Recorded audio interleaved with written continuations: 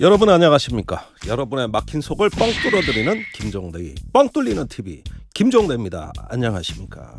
일타 강사 같은 해설 잘 들었습니다. 병사 월급 200만 원인가를 공약했다가 결국에는 이게 공수표가 되지 않았습니까? 공수표됐어요. 그러니까 이건 짤막하게 말씀드리죠. 예. 대표적인 대선 꼼수였습니다. 아, 꼼수요? 예, 꼼수죠. 낙꼼수가 아니고 대선 꼼수. 그러니까 윤석열 후보가 취임 즉시 200만 원으로 올리겠다. 그러니까 공약 이거 내용 보고, 자체가 취임하자마자 올리겠다. 하자마자 올리겠다. 네.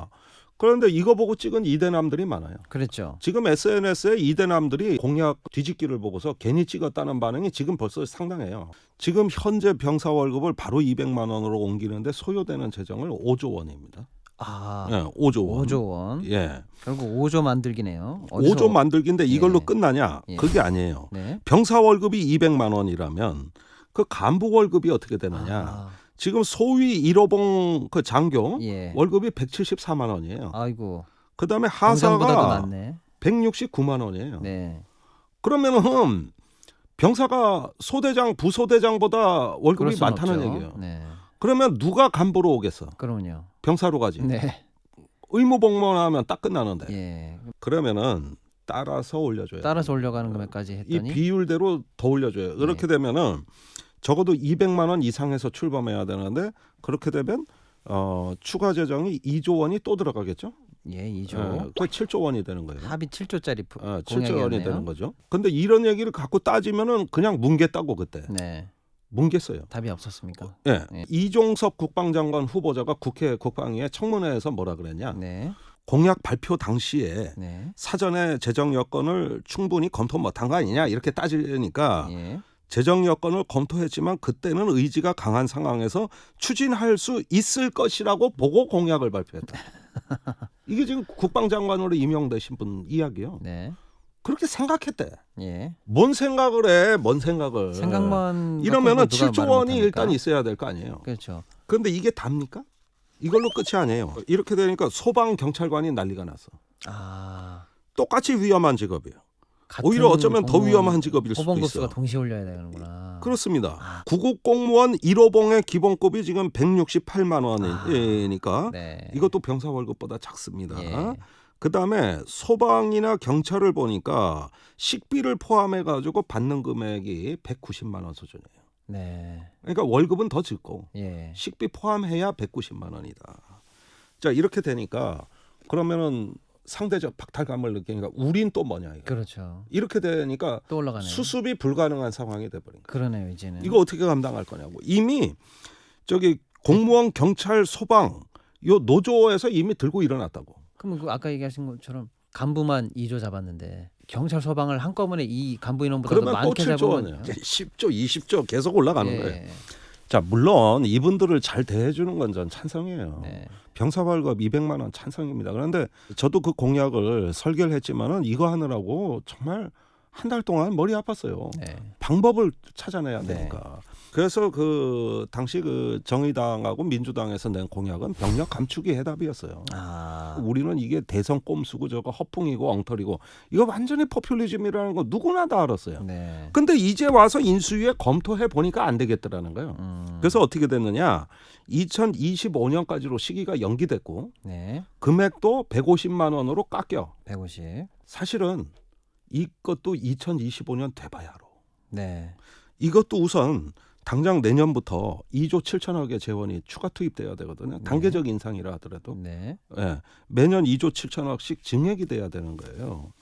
그런데 아시다시피 윤석열 정부는 병력 감축 계획이 없습니다. 네. 그러니까 국방비가 계속 순증이네요. 늘어나야 되는데 순증인데 네. 이걸 예산 당국이 과연 호락호락 인정하겠냐는 거예요. 일회성 2조도 아니고 연간 계속 항구적으로 늘어나는 2조 이상이기 때문에. 그렇죠. 그러니까 이렇게 엉터리 공약을 내고 이렇게 할 수밖에 없었다 그러면 왜 이렇게 됐는지. 네. 그다음에 사과 한마디 하고 해서 이런 걸 자세히 설명을 해줘야 돼. 네. 근데 그냥 발표만 퉁퉁 하니까 이대남들이 이번에 왜 화가 났느냐. 꼭 월급 200만 원 아니래도 좋다. 그러나 무슨 우리를 가지고 노는 것 같다는 거지. 네. 이런 식의 어떤 그 불통, 이미지 또 이런 거 갖다 공약에 대한 불성실성 이런 부분들이 그게 서운한 거죠. 지금 2025년으로 150으로 연기된 것까지는 현재는 어, 남아 있는 상황입니까? 그렇습니다. 연기되는데 이것도 가봐야 합니다. 안 된다고 대예언을 또 해주셨네요. 자, 다음 주제 주제는 조금 저희 채널에서 다룰 줄은 몰랐지만 아무튼 좀 낯설기도 한 주제인데 네.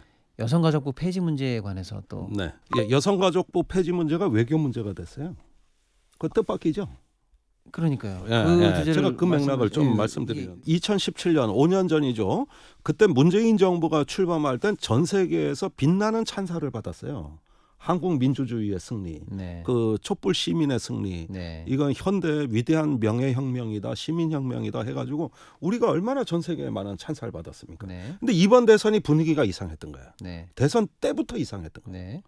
외신에서 이 여가부 폐지 문제를 공약으로 내건 윤석열에 대해서 굉장히 의심의 눈으로 쳐다보고 외국의 싱크탱크와 네. 유력 언론들이 이 문제를 일제히 보도하기 시작한 거예요. 대표적으로 한번 보죠. 네. 워싱턴 포스트. 워싱턴 포스트. 스캔들, 말다툼, 모욕으로 훼손된 한국의 중요한 대통령 선거 하면서 여기에서 여가부 폐지 공약을 중심으로 다루고 예. 그다음에 미 외교관계협회요, 아주 유명한 데예요. 규모는 제일 커요. 얘가. 예. 여기서 낸 보고서 한국 선거의 젠더 갈등과 여성 유권자의 미래. 그다음에 외교 전문지 여러분들 많이 들어보셨을 거예요. 포린 폴리시에서 네. 왜 한국의 젊은이즘은 페미니즘 혐오로 돌아섰나. 네. 강경한 우익으로 추악하게 돌아선 특권의 상실. 아주 네. 제목도 살벌해. 네. 그다음에 캐나다의 싱크탱크 아시아 태평양 재단에서 젠더 논란이 한국의 대통령 선거를 방해하다.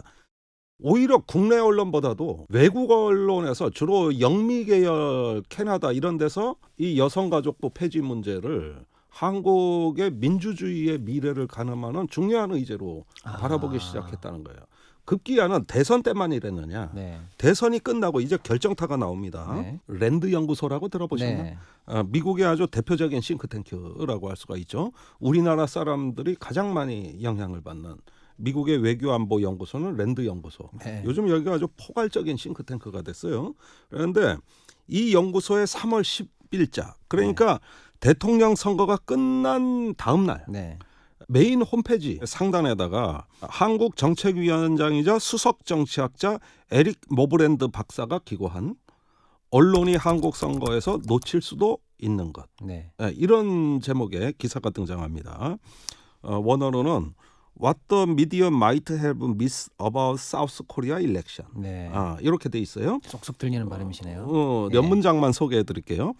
3월 9일 대통령 선거에서 우리는 윤석열 씨가 반페미니스트를 동원한 혐오 전략으로 최고위직에 오르게 됐다는 사실을 알게 되었다. 혐오 전략. 네. 네. 사회적 분열이 반영된 선거가 아니라 정치인들이 선거 전략의 일환으로 사회를 분열시켰다.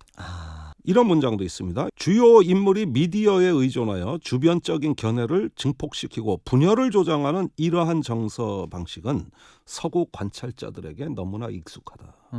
무슨 뜻인가? 이 대목이 이제 저는 핵심이라고 보는데 네. 트럼프 얘기입니다. 코리안 트럼프가 나왔다는 말입니까? 5년 전에 그 빛나던 찬사는 다 어디 가고 이제는 경고와 우려의 기사가 선거 이후에도 이렇게 실리는데 제가 소개해드린 이 내용들이 미국의 주류의 사고방식이 된 거예요. 네.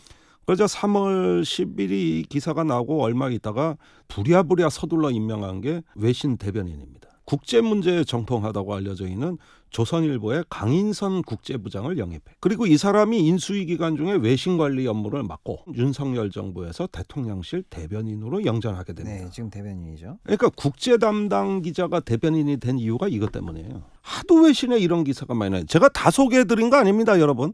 가디언, 영국의 가디언지에 더 끔찍한 기사도 난 거 있어요. 네. 제가 뭐 페미니즘이냐 안티페미니즘이냐 이걸로 지금 이 시간에 여러분들하고 이걸 따지고 논쟁할 생각은 없습니다. 그러나 미국이나 영국 이 나라에서 비춰지기에 한국에서 민주주의에 분명히 적신호가 켜진 거예요.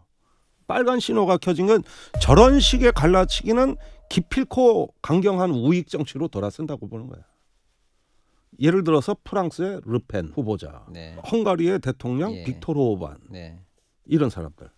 그런데 미국이나 영국에서 봤을 때 5년 전에 그 한국에서 위대한 시민의 그 민주주의의 성취하고는 정반대.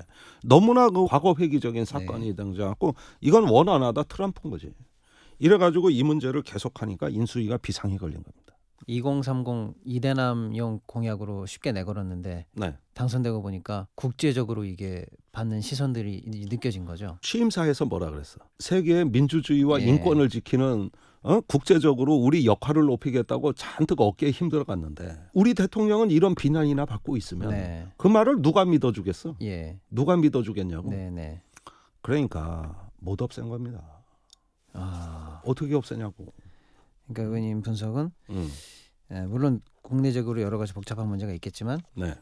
외신, 서구 사회의 주류, 네. 싱크탱크 음. 이런 쪽에서 우리 국가 지도자의 이미지, 국격과 결부된 이런 류의 비판들이 지금 쏟아지고 있다는 걸 그렇죠. 인수위나 당선자도 심각하게 생각했기 때문에 못 없앨 것이다. 그렇습니다. 그러니까 지금 외국에 이 석학들이 쓴 거예요, 주로. 네. 그 사람들이 한국 정치를 보는 것은 저 대선 캠페인의 주된 특징들은 극우 보수로 돌아서기 위한 신호가 발신됐다고 보는 거예요. 그러니까 이런 점에서 우리나라의 사실은 2030 계층들이 젠더로 이렇게 분열되고 갈라지고 사회가 이런 식으로 흘러갔을 때 멀지 않은 시기에 우리 사회에도 반정치주의, 트럼피즘 이런 게 상륙할 가능성이 충분히 있거든요. 아, 국제사회에서는 그런 신호로 이거를 그렇죠. 심각하게 그런 신호로 보는 보고 거구나. 실제로 우리도 그렇게 느끼고 있어요. 네. 우리가 여성주의냐 아니냐 지금 이 논쟁이 오늘 방송의 주된 테마가 아니라 이렇게 어떤 분열의 정치가 무엇을 향하고 있는가 이 부분을 외국에선 정말 우려스럽게 본다는 거고요. 그러니까 서구 사회는 어떤 한 사회의 민주주의의 근간이 무너질 때는 우선은 반정치주의가 등장한다는 것이고 그 반정치주의의 토양은 뭐냐면은 혐오와 혐오. 분열의 사상이라고 보는 거거든요. 예. 그러니까 이거는 한 번 건드리면 판도라와의 상자와 같아서 한 번 열리면은 걷잡을 수 없다. 전염성이 너무 강하다고 보는 거예요. 그러면은 순식간에 그걸 선동한 정치인은 강경한 우익 선동 포퓰리스트가 된다. 예. 지금 한국에서 그 현상이 일어난 것이냐 안 갔나라는 거예요. 이런 관점에서 여가부 문제를 보는 것이지 이 여성가족부가 이런데 젠더 평등의 어떤 그 제대로 된 사업을 하냐 이건 논란의 여지가 있는 거예요. 그럼 외국 언론도 인정을 해. 그러나 지금 윤석열의 행태는 여성가족부를 제물로 삼아가지고 분명히 어떤 혐오의 정치로 분열의 정치 가고 있는 걸로 보는 거니까 극우 이렇게 정치로서의 어떤 씨앗이 지금 예. 예. 작은 글씨로 제가 뽑아왔는데 외신만 주요 언론만 뽑아왔는데 이게 A4지 12장입니다. 뽑다 네. 뽑다가 제가 지쳤어요. 네. 영국 가디언지는 여기 포함도 안 돼 있어요. 네. 영국 언론은 하도 여기 복잡해가지고 이 기사들을 전부 읽다 보면 한국 민주주의 어디로 가고 있는 걸 묻는 겁니다. 그런데 이런 혐오 선동을 해놓고 무슨 민주주의 인권을 한다는 거예요. 네. 이런 어떤 모순된 어떤 권력의 출현 이 부분에 대해 가지고 우리보다 외국이 더 걱정이 크다. 결국 미국에 달라붙으려니까 미국에 가서 윤석열 본인이 혐오의 대상이 될 수는 없는 거 아니에요. 못 없앤 겁니다. 네. 이래서 안 없어진 거예요.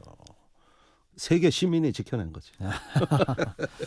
네, 국제적인 시선에 대해서 새롭게 또 말씀을 해주셨습니다. 김종대 뻥 뚫리는 TV.